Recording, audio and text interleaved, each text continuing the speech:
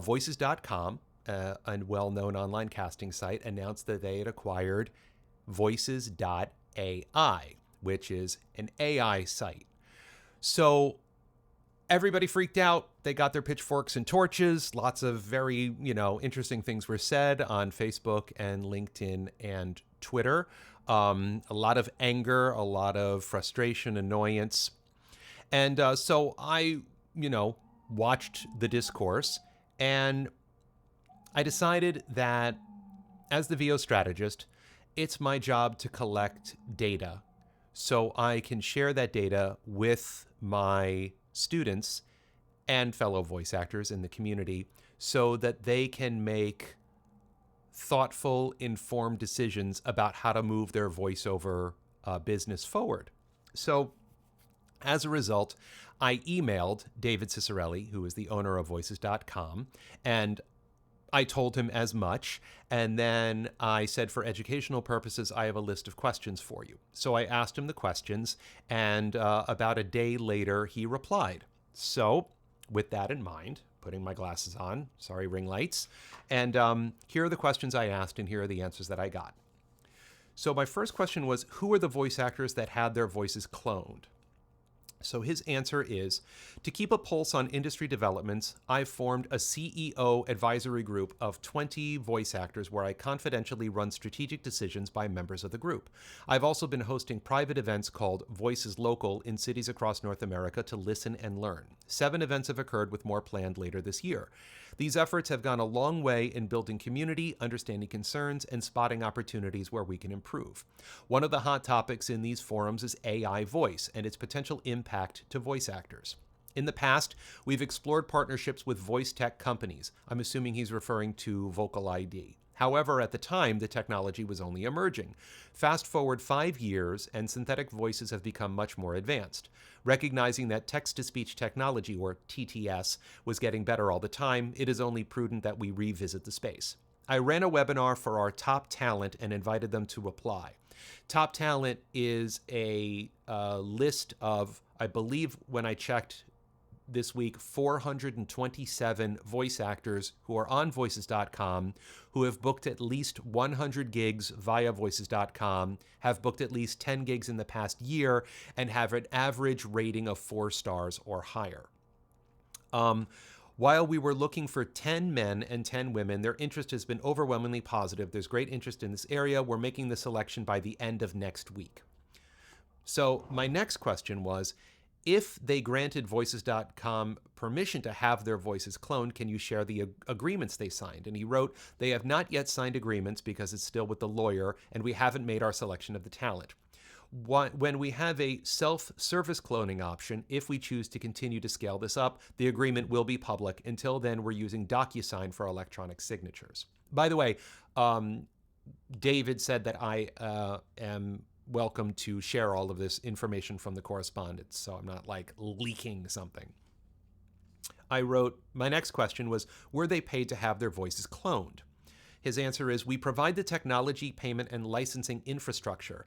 Talent lend their voices with permission. We'll absorb all the upfront and ongoing costs. In exchange, the talent are choosing to clone their voice. It's a clone of them and only them. Talent will be paid each time their voice is used, just like now. We will generate a 20% fee, as has been our model for more than a decade. And then I asked, or like Veritone, did they pay you to have their voices cloned? I believe that right now, Veritone, which is another AI company that last June bought Vocal ID, which was the company that Voices.com and them were exploring a partnership with, I believe, this isn't the exact number, but if as a voice actor you want to get your voice cloned with Veritone, you need to pay them, I believe, somewhere around $9,000. Please correct me if I'm wrong. And they wrote, no.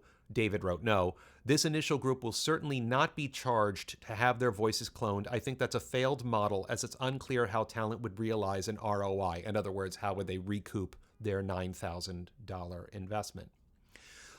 He goes on to say, while it may sound cliche, it's true. Our business is based on shared success with our community of talent. Our role is to provide the marketplace where business clients post jobs and get auditions and quotes from talent on a variety of work, ranging from commercials to audiobooks and everything in between. When the talent get hired, we earn a 20% transaction fee, a standard model for freelance marketplaces. This works because we share in a successful outcome a project that's completed on the website. The same will apply for cloned voices. So if I'm reading this right, this means that the compensation structure on Voices.ai will be similar to the compensation structure on Voices.com. So I wrote, if they were paid, was it a full buyout? Did they get paid whenever the cloned voices are used? So see above. Can the cloned voices be used for broadcast content? The client would have to state their usage and appropriate license would be granted. To enable this, we're launching a license management system in a couple of weeks, an important precursor that will properly compensate talent for the use of the AI voice. If so, how are usage and conflicts handled?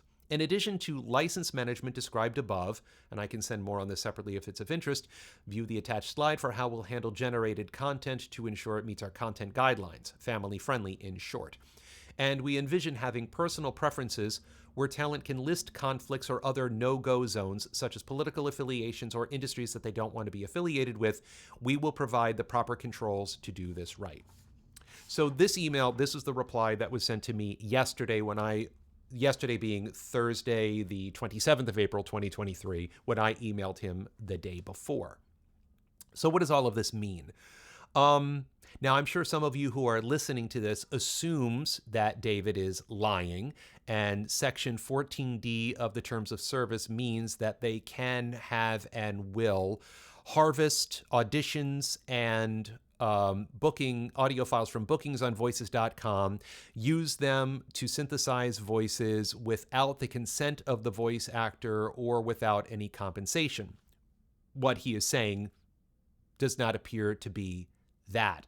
I have talked to two lawyers about Section 14D of their Terms of Service. One said that it means, yes, they can exploit voices for AI. And the other lawyers said, no, that's not what they can do. Section 14D of the Terms of Service is relating to being able to use auditions and audio files of voice actors on voices.com to use for promotional purposes. In other words, if they make a YouTube video or some kind of social media post, talking about voices.com and using some of the auditions or bookings as use cases in their promotion. Again, some of you are going to watch this video and decide that none of this is true. They're only going to be using it to destroy voice actors' lives. What do I think? I don't know, frankly. Like I said, it's my job as the VO strategist to provide information so you can make informed decisions about your voiceover business. These are the questions that I asked. I would like to think that these are important questions to get informed data about what they are doing and how they are doing it and why they are doing it. David has answered those questions. It's up to you to decide the veracity of what David said. So that's the information that I have for you. I haven't replied to his email yet. I will probably just say something to thanks to the likes of, thank you very much for replying, and at the end of it, he did say I could use this information in any way I'm welcome to pass along this information, and I am. Some of you also may think that as a result of me doing this, I am a fool and a puppet and being exploited by David for him feeding me his disinformation or whatever it is. And you may feel that, and no matter what I say or about the subject, it's not going to change your mind, and that's fine. I decided that I wanted to ask these questions so I can collect information. I've collected information. I'm sharing the information with my students in particular and with you lovely voiceover humans in general. What you do with that information is entirely up to you. Well, thank you very much for watching this video. Please like this video, subscribe to my YouTube channel. Feel free to follow me on Instagram and LinkedIn. Check out my VO Strategist page. Feel free to book a free 15-minute consult so I can help you navigate your voiceover journey. Thanks for watching. Stay cool, stay safe, and happy voicing.